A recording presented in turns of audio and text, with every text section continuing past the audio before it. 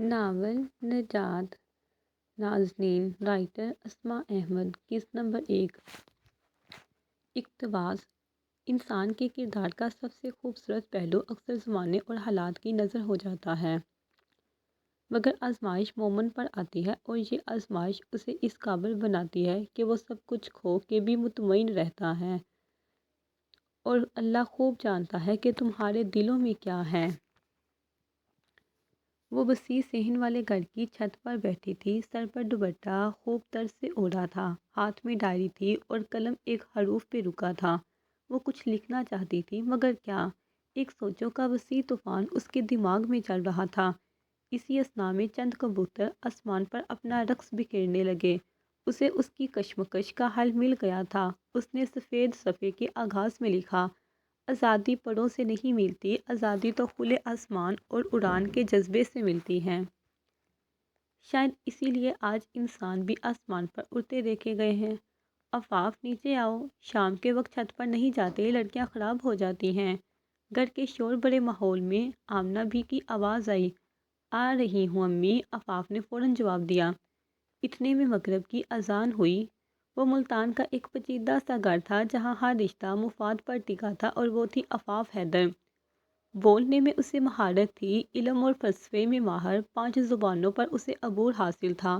وہ کسی بھی انسان کے نقطۂ نظر کو قرآن اور سائنس دونوں سے غلط ثابت کرنے کا ہنر رکھتی تھی۔ اللہ اکبر، لا الہ الا اللہ۔ اذان کے ختم ہوتے ہی اس نے اذان کا جواب دیا اور وضو کرنے میں مصروف ہو گئی۔ آجاؤ عالیہ، نماز پڑھتے ہیں، آفاف نے اپنی کزن سے کہا۔ وہ جائے نماز پر بیٹھی تھی، بلب کی روشنی پردے سے ہوتے ہوئے اس کے چہرے پر پڑ رہی تھی۔ السلام علیکم رحمۃ اللہ۔ آفاف نے سلام پھیرا اور دعا کے لیے ہاتھ اٹھائے۔ یا اللہ، مجھے اتنا بدل دیجئے یہاں تک کہ آپ مجھ سے محبت کرنے لگیں۔ یا اللہ، مجھ سے ہدایت کبھی نہ چھیننا اور دنیا اور آخرت میں کبھی رسوا نہ کرنا، آمین۔ تم اتنی مختصر دعا کیوں مانگتی ہو؟ عالیہ نے آفاف سے حیرت سے پوچھا۔ شاید مجھے اتنا ہی چاہیے، آفاف نے پرسکون انداز میں کہا۔ لیکن زندگی کاٹنے کے لیے کچھ تو چاہیے ہوتا ہے، عالیہ نے مسکراتے ہوئے کہا۔ جو زندگی کاٹتے نکلتے ہیں، زندگی انہیں کاٹ کر کھا جاتی ہے، آفاف نے سنجیدگی سے جواب دیا۔ ایک تو تمہاری باتیں میری سمجھ سے باہر ہیں، کوئی اتنا بورنگ اور پر اسرار کیسے ہو سکتا ہے؟ امی صحیح کہتی ہیں، تم پاگل ہو، کچھ نہیں ہو سکتا تمہارا۔ چلو اٹھو، اب کل عید ہے، تیاری بھی کرنی ہے۔ عالیہ کے کہنے پر آفاف نے نہایت سلیقے سے جائے نماز کو سمیٹا اور کمرے میں رکھ دیا۔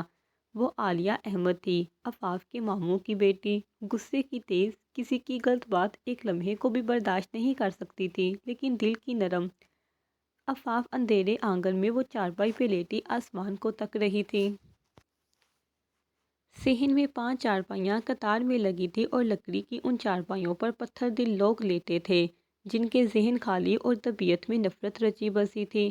پھر کیوں ہے غریب کے گھر میں اندھیرا؟ یہ چاند اگر سارے زمانے کے لیے ہے، آفاف نے آسمان کو حسرت بھری نگاہوں سے دیکھتے ہوئے سوچا۔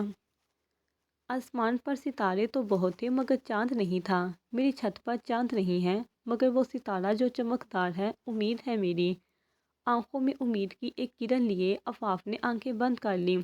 اٹھو آفاف، اپنے بابا کو کھیر ڈال دو، امی کی آواز آئی۔ آفاف نے جلدی سے جہانگیر حیدر کو کھیر ڈال دی اور پھر گھر صاف کرنے میں مشغول ہو گئی۔ اب گھر کی لڑکیوں نے تیاری شروع کی۔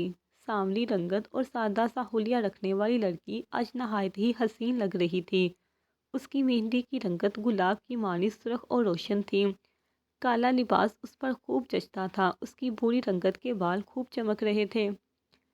ویسے تو 5 وقت کی نماز پڑھتی ہے، مگر فیشن دیکھو اس کے۔ ایسی لڑکیاں ہوتی ہیں جو دکھاوا کرتی ہیں اور ماں باپ کی عزت کے ساتھ کھیلتی ہیں۔ لطیفہ حیات نے ہمیشہ کی طرح طنز کرنا شروع کیا۔ خدا کا بندہ تو وہ ہے جو کہ بندوں کا خدا نہ بنے، آفاف نے اتنا کہا اور کمرے میں چلی گئی۔ اس کی ایک بات نے جیسے فساد برپا کر دیا تھا۔ وہ کسی کی غلط بات ایک لمحہ بھی برداشت نہیں کر سکتی تھی۔ کتنی بدتمیز اولاد ہے تمہاری حیدر، مامی نے غصے سے کہا۔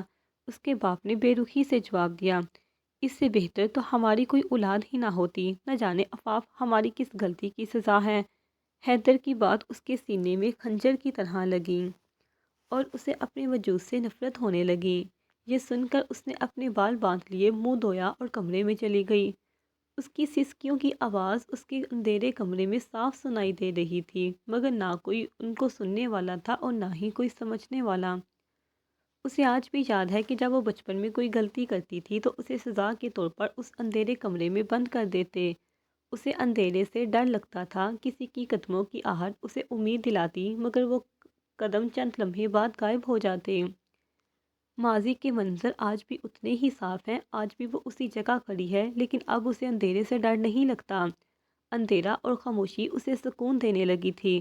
السلام علیکم، ایک مردانہ آواز گھر میں گونجی۔ دیکھو عالیہ، بھائی آیا ہے، پانی لاؤ بھائی کے لیے۔ عفاف کی خوشی کا ٹھکانہ نہ تھا۔ دنیا میں صرف ایک شخص تھا جس کے آنے کا انتظار وہ پورا سال کرتی تھی، وہ زیان احمد تھا۔ اس کے الفاظ کسی کو بھی قتل کر سکتے تھے۔ عفاف نے کھڑکی سے باہر جھانکا۔ ایک دراز قد کا لڑکا سب سے مل رہا تھا، سرمئی بال اور گہری آنکھیں جو کسی دیکھنے والے کو ایک نظر میں اپنا بنا لے۔ سفید جوڑے میں وہ کسی فرشتے سے کم نہ لگتا تھا۔ اس نے پلٹ کر کھڑکی کی طرف دیکھا تو عفاف نے جلدی سے نظریں چرا لی۔ اس کا دیکھنا ہی مانو قیامت تھا۔ عفاف کہاں ہے پھپھو؟ زیان نے پوچھا۔ بیٹا وہ کمرے میں ہے۔ سب باہر ہیں تو وہ کمرے میں کیا کر رہی ہے؟ زیان کو تشویش ہوئی۔ بیٹا وہ پڑھ رہی ہے، مامی نے بات ٹالی۔ بیٹا تم منہ ہاتھ دھو کے کھانا کھا لو۔ لطیفہ کی بات سنتے ہی وہ اپنے کمرے کی طرف گیا۔ رات کو سب لوگ زیان کے آنے سے بہت خوش تھے، لیکن وہ اپنی خوشی کو چھپائے ہوئے تھی۔ اس کی محبت کا علم صرف اللہ کو تھا اور وہ کسی کو اس میں حقدار نہیں بتانا چاہتی تھی۔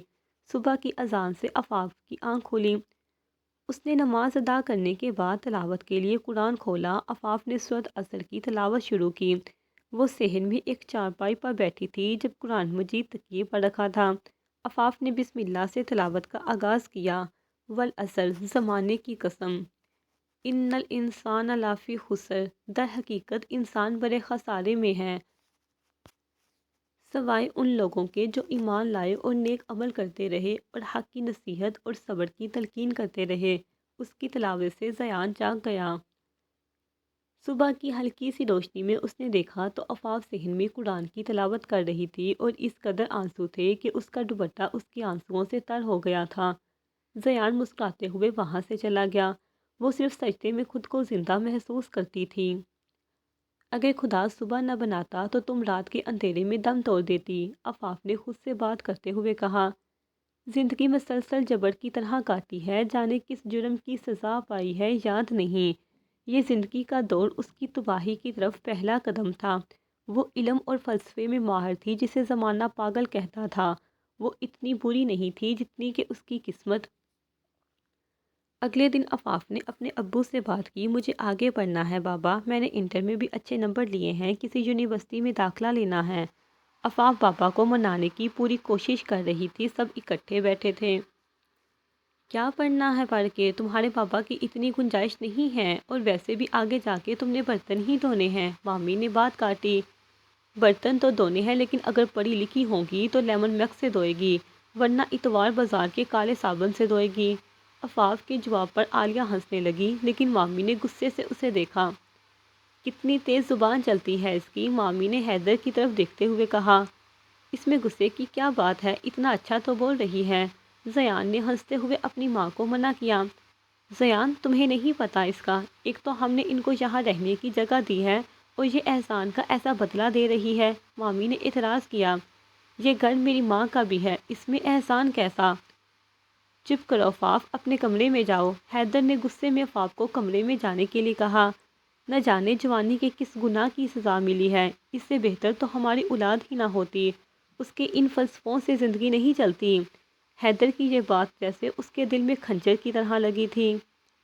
ادھر زیان واپس ملتان جا رہا تھا۔ وہ یونیورسٹی میں انفارمیشن ٹیکنالوجی کی تعلیم حاصل کر رہا تھا۔ آج اسے واپس اپنی پڑھائی کے سلسلے میں جانا تھا۔ اللہ حافظ امی، زیان سب کو مل رہا تھا۔ عفاف اسے کھڑکی سے ایسے دیکھ رہی تھی جیسے صحرا کے رہنے والوں کو بارش نہ ہونے کی خبر مل گئی ہو۔ زیان نے جیسے ہی گھر کی دہلیز سے باہر قدم رکھا، ایک اور سال کا انتظار اس کا مقدر بن گیا کہ جب وہ سامنے تھا تو ہم دیکھتے بھی نہ تھے اس کو، وہ جا رہا ہے تو ہم کھڑکیاں بدلتے ہیں۔ ایک ہفتے بعد عفاف سے ملنے اس کی دوست اس کی محسن آئی، معروف شاہ۔ اس سے زیادہ کوئی عفاف کو نہیں جانتا تھا۔ خدا کے بعد اگر عفاف کسی پر بھروسہ کر سکتی تھی تو وہ معروف تھی۔ اتنی اداس کیوں رہتی ہو ضربا، خود سے محبت کرنا سیکھو، معروف نے دلاسا دیا۔ میں ان دو لوگوں کی اولاد ہوں جنہوں نے کبھی ایک دوسرے سے محبت نہیں کی، میں بھلا خود سے کیسے محبت کر سکتی ہوں؟ اس کی آواز سے افسردگی صاف جھلک رہی تھی۔ پتہ ہے معروف، میرے ماں باپ کو لگتا تھا کہ زندگی پیسوں سے کٹ جائے گی، اس لیے میرے باپ نے اپنی محبت کا خون کر دیا، اور آج ان کی زندگی کٹ تو رہی ہے مگر گزر نہیں رہی۔ اچھا چھوڑو ان باتوں کو، میں تمہارے لیے ایک خوشخبری لائی ہوں۔ تمہیں تو پتہ ہے میں نے ایمرسن یونیورسٹی ملتان میں داخلہ لیا ہے۔ وہاں مباحثہ کے مقابلہ ہے اور جو اس مقابلے کو جیتے گا اسے فری داخلہ دیا جائے گا۔ اور تم سے بہتر کوئی مباحثہ میں ہو سکتا ہے بھلا؟ سوچو اگر تم جیت گئی تو تمہارے پاپا پڑھائی کے لیے مان جائیں گے۔ معروف یہ بتاتے ہوئے بہت خوش لگ رہی تھی۔ وہ تو ٹھیک ہے مگر میں نہ جیتی تو اور بابا نہیں مانیں گے، عفاف نے پریشانی ظاہر کی۔ میری دوست سے بہتر کوئی ہے بھلا؟ اور تمہارے بابا سے میں نے بات کر لی ہے، وہ مان گئے ہیں۔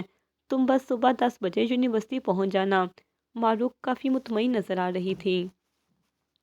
معروف کے جانے کے بعد حیدر اور آمنہ کی لڑائی شروع ہو گئی۔ دیکھو آمنہ، تمہاری بیٹی کل اکیلی اس گھر سے باہر جا رہی ہے۔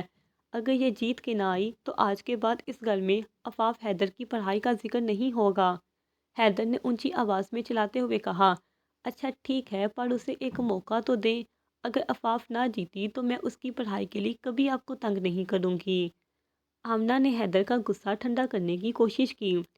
کسی طرح رات کا پہر گزرا اور صبح عفاف نے عبایا پہنا اور سعودی نقاب سے خود کو چھپایا۔ مسلسل آنسوؤں نے اس کی آنکھوں کی چمک کو مزید بڑھا دیا تھا۔ ناشتہ کرنے کے بعد وہ ایمرسن یونیورسٹی جانے کے لیے بس اسٹینڈ پہنچ گئی کیونکہ یونیورسٹی اس کے گھر سے 1 گھنٹے کے فاصلے پر تھی۔ ملتان کی صوفیانہ فضا اس کے ذہن کو جلا بخش رہی تھی۔ جیسے ہی وہ یونیورسٹی میں داخل ہوئی، دور کھڑی معروف اس کی طرف دوڑی۔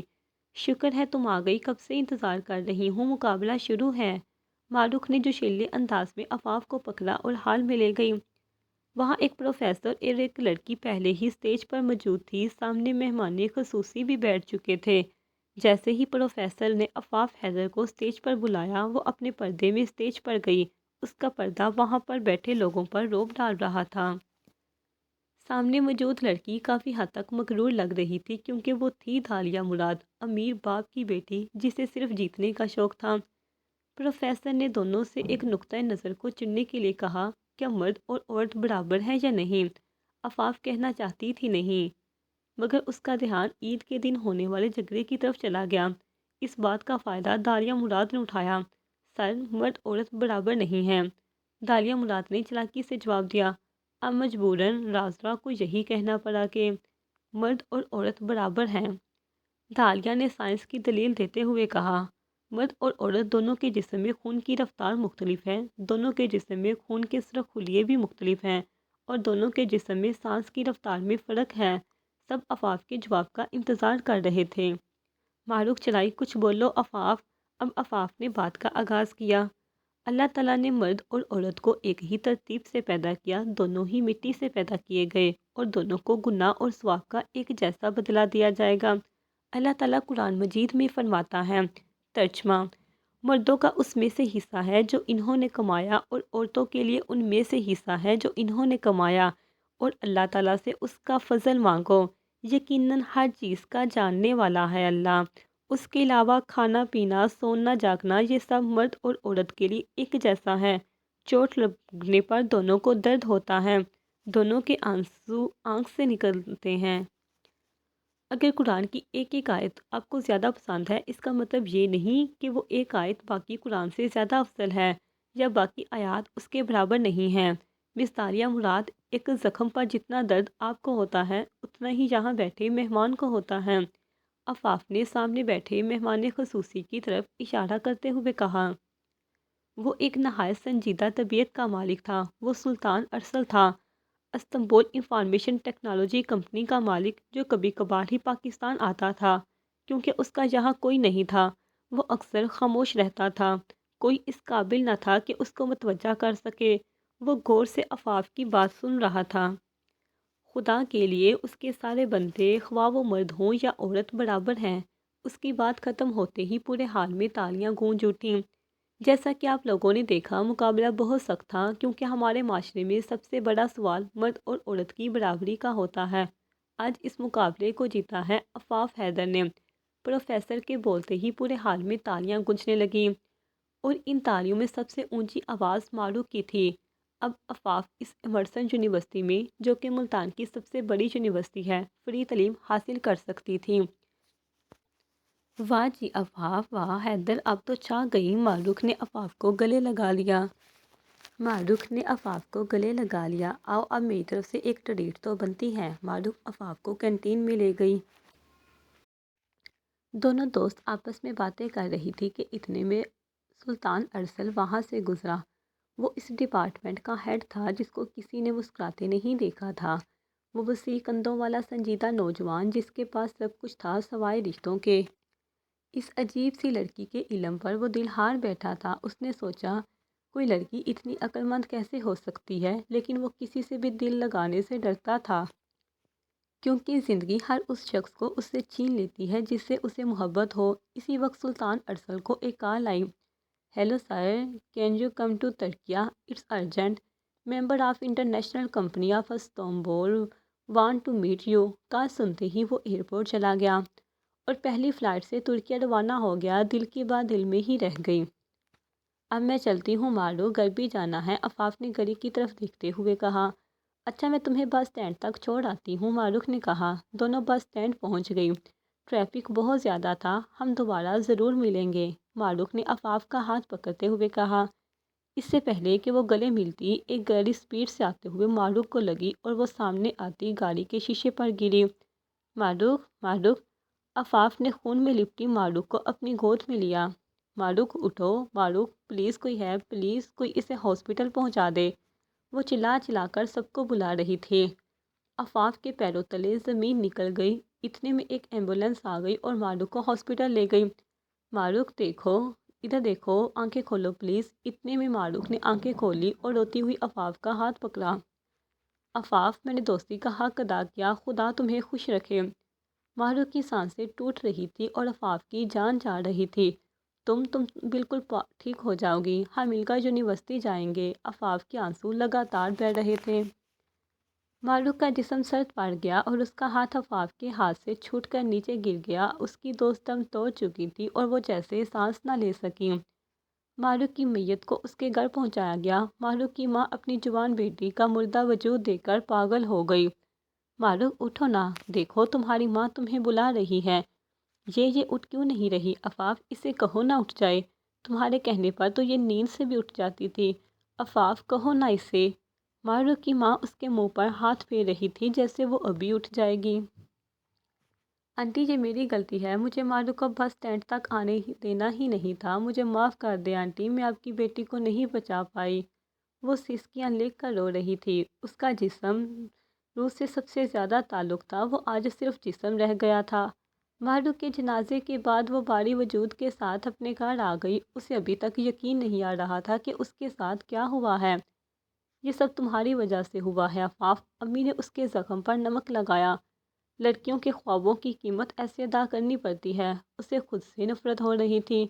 وہ بکھر گئی مگر اسے کندھا دینے والا کوئی نہ تھا۔ 2 سال بعد، آج 2 سال بھی عفاف اس بات کو نہیں بھلا پا رہی تھی کہ اس نے معروف کو کھو دیا تھا۔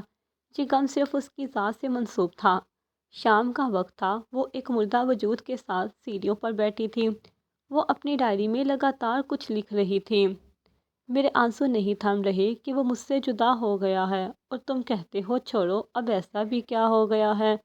وہ مجھ سے پوچھتے ہیں کہ ایسا بھی کیا ہو گیا ہے جو دن رات اشک بہایا جائے۔ میں انہیں کیسے بتاؤں؟ جن کی کہانی کا ایک کردار مر جائے، وہ ایک ایک عرصہ اس کا غم دل میں رکھتے ہیں۔ میری کہانی کے تو سارے کردار مجھ سے چھین لیے گئے، کبھی وقت نے، کبھی موت نے، تو کبھی فاصلوں نے۔ میں اگر تا قیامت بھی رہوں تو رونا مجھ پر واجب رہے گا۔ اپنوں کے کھونے کا خسارہ وقت کے ساتھ ساتھ بڑھتا چلا جاتا ہے۔ جھوٹ کہتے ہیں لوگ کہ کسی کے مرنے سے زندگی نہیں رکتی، کسی اپنے کے جانے سے زندگی رکتی تو نہیں، لیکن پھر انسان کے حواس ویسے نہیں رہتے جیسے کبھی ہوا کرتے تھے۔ حساسیت بڑھ گئی تھی ہر سانحے کے بعد۔ ہم اس کے لیے بھی روئے جسے جانتے نہ تھے۔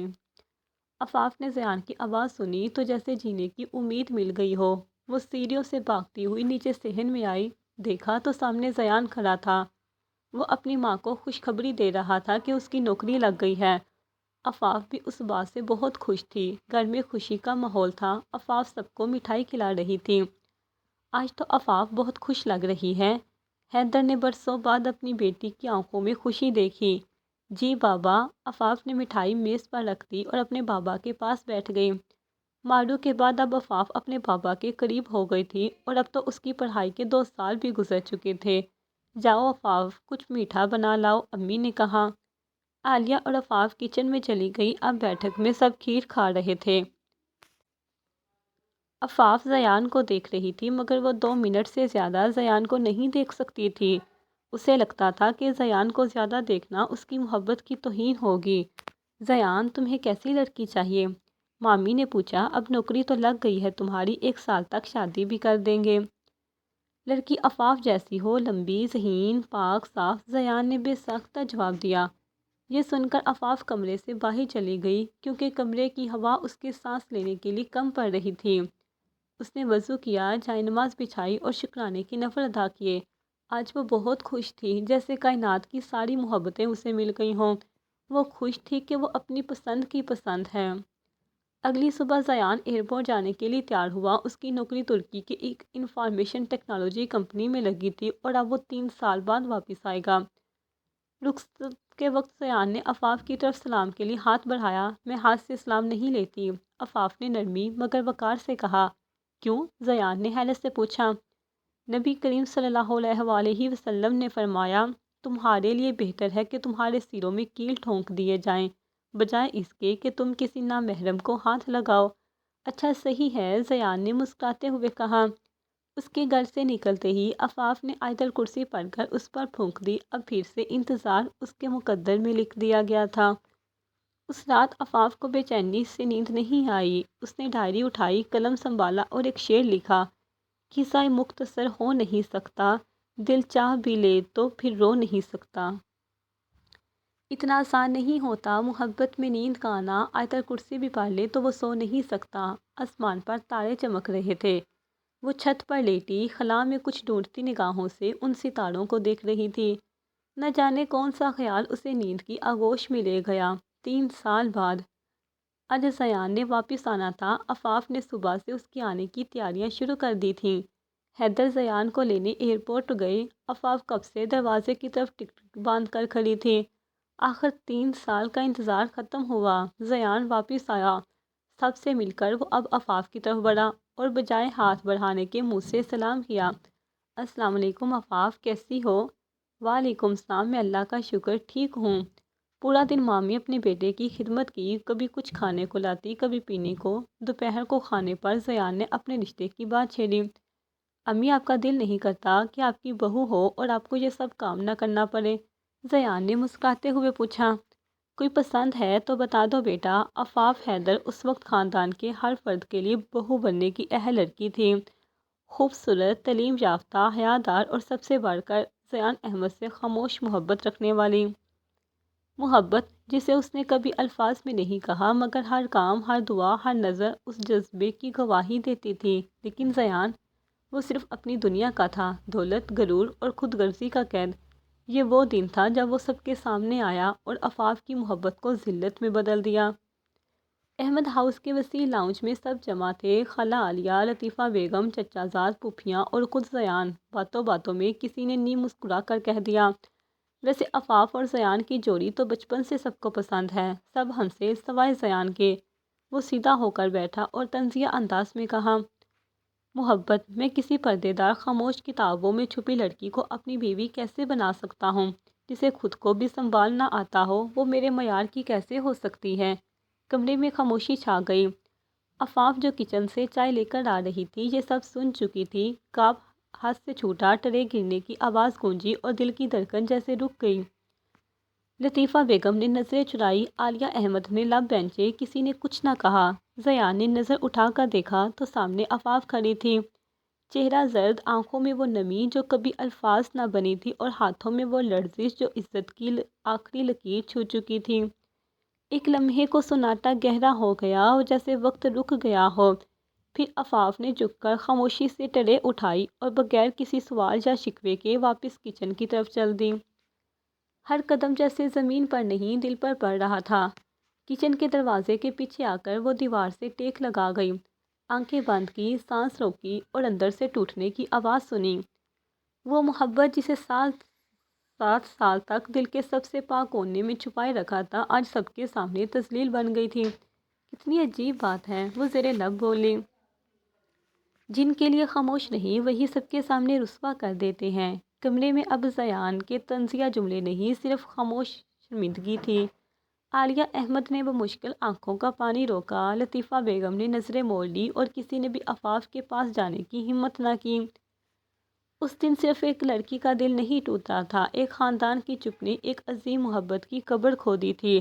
تم یہی سب سننے آئی تھی تو سن لو، تم میرے لیے کبھی بھی وہ نہیں تھی جو تم نے اپنے دل میں سمجھا۔ عفاف کے ہونٹ کانپے مگر وہ کچھ نہ بولی۔ کمرے میں اس کے لیے کوئی کرسی نہیں تھی اور خاندان میں کوئی آواز نہیں جو اسے سہارا دیتی۔ وہ پلٹا اور سب کے درمیان سے گزر کر دروازے کی طرف بڑھ گیا، نہ غصے سے نہ آنسوؤں سے بلکہ خاموشی سے، جیسے کسی نے اس کا دل نہیں، اس کا وجود رد کر دیا ہو۔ وہ چلی گئی، نہ کوئی روکا نہ کسی نے پکارا۔ مامی نے بھی اس کی دل کی بات سنبھال لی۔ امی، وہ دراصل میرے ساتھ کمپنی میں ایک لڑکی کام کرتی ہے، اس کا نام احلم ہے، وہ امیر بھی ہے اور خوبصورت بھی، بڑے گھر سے تعلق ہے اس کا، مجھے پسند کرتی ہے، سوچ رہا ہوں اس سے شادی کر کے ترکی سیٹل ہو جاؤں۔ زیان کی بات سن کر عفاف لڑکھڑا کر دیوار کے ساتھ لگ گئی۔ ایسا کیسے ہو سکتا ہے؟ زیان کو تو میں پسند تھی، عفاف خود سے سوال کر رہی تھی۔ یہ تو بہت اچھی بات ہے بیٹا، کل ہم ان کے گھر جائیں گے رشتہ لینے۔ کہاں رہتے ہیں وہ لوگ؟ مامی نے پوچھا۔ لاہور DH رہتے ہیں امی، زیان نے خوشی سے جواب دیا۔ سب خوش تھے لیکن عفاف وہاں سے اٹھ کر اپنے کمرے میں چلی گئی۔ زیان بھی کچھ دیر کے بعد اس کمرے میں داخل ہوا۔ عفاف کو روتا دیکھ کر زیان نے پوچھا، تم خوش نہیں ہو کیا؟ عفاف، تم سن بھی رہی ہو کہ میں کیا کہہ رہا ہوں؟ عفاف کا سرخ دوپٹہ اس کے منہ کو چھپائے ہوئے تھا۔ میں کیسے خوش ہو سکتی ہوں؟ عفاف نے چہرے سے دوپٹہ ہٹایا۔ اس کی آنکھیں سرخ ہو چکی تھی، وہ کسی بچے کی طرح رو رہی تھی۔ میں نے اپنی زندگی کے 7 سال تم سے محبت کی ہے زیان، میں نے تہجد کی دعاؤں میں تمہیں مانگا اور تم میری محبت کا جنازہ نکال کر مجھ سے توقع کر رہے ہو کہ میں خوش رہوں۔ عفاف کی آواز میں درد ظاہر ہو رہا تھا۔ میں نے تم سے نہیں کہا کہ مجھ سے محبت کرو، زیان نے خود غرضی سے جواب دیا، اور محبت سے گھر نہیں چلتے، گھر تو پیسوں سے اور عقل مندی سے چلتے ہیں۔ تم جیسی لڑکی سے احساس ہمدردی ہو سکتی ہے، محبت نہیں، شادی تو بالکل نہیں۔ جس لڑکی سے میں شادی کر رہا ہوں وہ امیر ہے اور اس کا ایک اسٹیٹس ہے معاشرے میں، اور وہ تم سے کافی خوبصورت ہے، تمہاری طرح خلوص نہیں ہے وہ۔ زیان نے اس کی محبت اس کے منہ پر دے ماری تھی۔ زیان کمرے سے باہر چلا گیا۔ یہ میں نے کیا کیا؟ خود کو برباد کر دیا۔ اللہ جی، جن دعاؤں میں مجھے مغفرت مانگنی تھی وہ دعائیں میں نے ایک شخص کے لیے قربان کر دیں جس کے دل میں نہ محبت ہے اور نہ خدا۔ میں سمجھ کیسے پائی کہ وہ میرے جذبات سے کھیل رہا تھا؟ میری غلطی یہ تھی کہ میں نے اس سے محبت کی، یہی میری سب سے بڑی غلطی تھی۔ میں کسی سے نہیں ہاری، لیکن زیان، تمہاری محبت نے مجھے اس بیکاری کی طرح کر دیا ہے کہ تمام عمر مشقت کرنے کے بعد جب اجرت کا وقت آیا تو خالی ہاتھ رہ گیا۔ میں تم سے گلہ بھی کیسے کروں کہ تم بے وفا ہو، کیونکہ تم نے تو مجھ سے وفا کا وعدہ ہی نہیں کیا۔ زیان کہتا تھا کہ اسے مجھ جیسی لڑکی چاہیے، لیکن اسے تو صرف خوبصورتی میری جیسی چاہیے تھی۔ میری ذات میں ایسا کچھ نہیں ہے جس سے اسے محبت ہو۔ عفاف کا ماضی اس کے لیے ملال بن کر رہ گیا تھا۔ اس دن ایسا طوفان آیا کہ دیواریں گر گئی، گھر کی بھی اور دل کی بھی۔ بادل کی گرج سے اس کے اعصاب پھٹ رہے تھے، بجلی کی چمک اس کے چہرے پر پڑ رہی تھی۔ اس کی لال آنکھیں اور اس کا وجود پر جو گزر رہا تھا وہ باہر کے طوفان سے کئی زیادہ خوفناک تھا۔ اس رات عفاف نے اپنے سب سے خوبصورت پہلو کو کھو دیا تھا۔ اس دن عفاف نے ہدایت کھو دی تھی۔ اس رات اس نے پہلی مرتبہ نماز نہیں پڑھی۔ وہ پتھر سے بھی سخت ہو چکی تھی۔ اگلی صبح وہ ایسے اٹھی جیسے کچھ ہوا ہی نہ ہو۔ تم نے نماز نہیں پڑھی عفاف؟ امی نے حیرانگی سے پوچھا۔ اللہ نے بلایا ہی نہیں تو میں کیسے جاتی؟ عفاف نے معطل انداز میں جواب دیا۔ کیا مطلب ہے؟ کیا بول رہی ہو تم؟ مجھے تو تمہاری سمجھ نہیں آتی۔ اچھا چھوڑو اس بات کو، ہم لاہور جا رہے ہیں زیان کا رشتہ دیکھنے، دعا کرنا۔ یہ سن کر آمنہ بھی لطیفہ اور حیدر رشتہ دیکھنے کے لیے روانہ ہو گئے۔ خدا کرے زیان تمہیں سب کچھ ملے، بس محبت اور سکون نہ ملے۔ اس نے آج تک کسی کو بد دعا نہیں دی تھی، اور آج اس میں اتنا ضعف آ گیا تھا کہ جس سے اس نے سب سے زیادہ محبت کی تھی آج وہ اس کو بد دعا دے رہی تھی۔ عفاف نے گھر کا سارا کام کیا، دن سے شام ہو گئی، سب لوگ گھر آ گئے۔ آج تو لطیفہ کی خوشی ساتویں آسمان پر تھی۔ یہ لو عفاف، مٹھائی کھاؤ، زیان کا رشتہ طے ہو گیا ہے اور اگلے ہفتے شادی بھی ہے۔ مامی نے اس کے دل پر ایک اور زخم لگاتے ہوئے کہا۔ آپ کو بھی بہت مبارک ہو مامی۔ عفاف نے ایسے ظاہر کیا جیسے اسے کوئی فرق نہیں پڑا، لیکن اس کا دل ایک مٹھی میں بند ہو رہا تھا۔ سب کمرے میں چلے گئے، عفاف بھی اپنے کمرے میں چلی گئی۔ اس کے قدم لڑکھڑا رہے تھے، سانس نہیں آ رہا تھا۔ اس نے اپنے دل پر ہاتھ رکھا، وہ باہر سے اپنے دل کی آواز سن پا رہی تھی۔ اس کے پاؤں سے جان نکل رہی تھی مگر کوئی اس کے پاس نہ تھا۔ وہ اپنے بابا کو یہ سب نہیں بتا سکتی تھی۔ جو اپنی محبت کو نہیں سمجھے وہ اس کی محبت کو کیا سمجھیں گے؟ بس وہ آنسو صاف کرنے کے بعد سب کے پاس جا کے بیٹھ گئی۔ ویسے شادی اتنی جلدی کیوں ہو رہی ہے؟ عفاف نے پوچھا۔ وہ 2 ہفتوں بعد واپس ترکی جانا ہے، کیوں تم خوش نہیں ہو؟ زیان نے فوراً جواب دیا۔ میں بہت خوش ہوں، تم دیکھنا تمہاری شادی کی تیاری میں خود کروں گی۔ وہ اس قدر مطمئن تھی کہ زیان حیران ہو گیا۔ یہ وہی لڑکی ہے جو کل تک اس کے پیروں میں رو رہی تھی۔ وہ آج اس طرح کھڑی تھی جیسے کچھ ہوا ہی نہیں۔ اس سے زیادہ تکلیف دہ بات کیا ہوگی کہ جس سے آپ کو محبت ہو وہ نہ آپ سے محبت کرے اور نہ نفرت۔ جب قابل محبت ہونے کے باوجود آپ کو نظر انداز کیا جائے تو آپ میں اور زمین پر موجود حشرات میں کوئی فرق نہیں رہتا۔ اگر آج میں امیر ہوتی تو زیان امیر ہوتا۔ عفاف شیشے کے سامنے کھڑے خود سے بات کر رہی تھی۔ اگر میں تھوڑی بھی خوبصورت ہوتی تو آج میں زیان کی نظر کے قابل ہوتی۔ اس نے کبھی نہیں کہا کہ اسے مجھ سے محبت ہے، لیکن اس کی آنکھیں ہر بار مجھے یقین دلاتی کہ وہ میرا ہے۔ مجھے نہیں پتا تھا کہ آنکھیں بھی جھوٹ بولتی ہیں۔ تم نماز نہیں پڑھتی عفاف؟ اس کے پیچھے سے عالیہ کی آواز آئی۔ کیا سب کچھ مل گیا جو مانگا تھا؟ نہیں، سب کچھ کھو دیا ہے جو کبھی مانگا تھا، اور اب مانگنے کے لیے کچھ بچا ہی نہیں۔ عفاف کی بات سن کر عالیہ کو جھٹکا لگا۔ احمد ہاؤس کی دیواروں پر تازہ رنگ چڑھ رہا تھا، ہال میں کرسیاں ترتیب دی جا رہی تھیں اور باورچی خانے میں مہمانوں کے لیے پکوانوں کی خوشبو پھیل رہی تھی۔ سب جانتے تھے زیان احمد کی منگنی قریب تھی، مگر جس ایک شخص کو یہ بات باضابطہ نہیں بتائی گئی تھی وہ صحن کے آخری کونے میں چپ چاپ بیٹھی تھی۔ عفاف حیدر، وہ جسے سب جانتے تھے کہ برسوں سے زیان کے دل میں جگہ رکھتی ہے اور جس کے جذبات کو سب نے ہمیشہ اچھا لگنا ہے ماننا نہیں کہ زمرے میں ڈال دیا تھا۔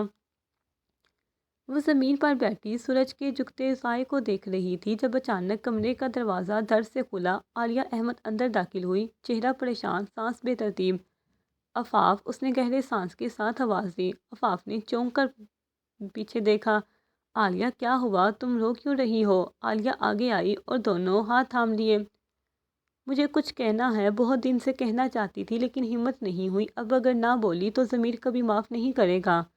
عفاف ساکت تھی، عالیہ کی آواز کانپ رہی تھی۔ زیان وہ شخص نہیں ہے جو تم سمجھتی ہو۔ تم اسے سالوں سے چاہتی رہی، خلوص سے، لیکن وہ تو کبھی تمہیں دیکھتا ہی نہیں تھا۔ وہ تمہارے وقار، تمہاری حیا کو کمزوری سمجھتا رہا۔ اور عفاف نے دھیمی آواز میں کہا، اور کیا عالیہ؟ عالیہ نے نظریں جھکا لی، پھر سچ کہنے کا حوصلہ جمع کیا۔ اور اس کے کئی افیئرز رہے ہیں عفاف، کالج میں، دبئی میں، اب بھی وہ جن لڑکیوں سے منسلک رہا انہیں کبھی سنجیدہ نہیں لیا، لیکن تم تو اسے کبھی ملی بھی نہیں، پھر بھی اس کے لیے پاکیزہ رہی، مگر اسے تمہاری محبت کی عزت کرنا بھی نہیں آیا۔ عفاف کی آنکھوں میں شعلے بڑکنے لگے، آنسو چھلکنے کو تیار، مگر وہ رکی رہی، جیسے اس کی آنکھیں نہیں دعائیں رسوا ہو رہی ہوں۔ کیا سب کو پتا تھا؟ عالیہ نے سر جھکا کر کہا۔ ہاں، امی کو بھی، ابا کو بھی، مگر وہ زیان کو کچھ نہیں کہتے کیونکہ وہ بیٹا ہے، وارث ہے، اور تم بس ایک خاموش بیٹی ہو جو سمجھدار ہے عفاف ایک لمحے کو پتھر ہو گئی، پھر آہستگی سے کھڑی ہوئی اور صحن کی ان دیواروں کو دیکھا جس پر ان کے بچپن کی یادیں تھیں۔ یہ دیواریں گواہ ہیں میرے صبر کی اور آج میری خاموشی کی شکست کی بھی۔ وہ عالیہ کی طرف مڑی۔ شکریہ عالیہ، تم نے سچ بولا جو میرے دل کو چیر گیا، لیکن شاید یہی زخم مجھے اس راستے پر لے جائے گا جہاں صرف اللہ کی رضا ہوگی اور کسی زیان کا فریب نہیں۔ عالیہ پھوٹ پھوٹ کر رو پڑی۔ معاف کر دو عفاف، تمہیں سب نے چھوڑا مگر میری خاموشی سب سے زیادہ ظالم تھی۔ عفاف نے اس کا چہرہ تھاما، نرمی سے کہا، اب معافی کی ضرورت نہیں، بس دعا کرو اللہ مجھے ایسا رشتہ دے جو میرے پردے، میرے جذبے اور میرے صبر کو کمزوری نہیں طاقت سمجھے۔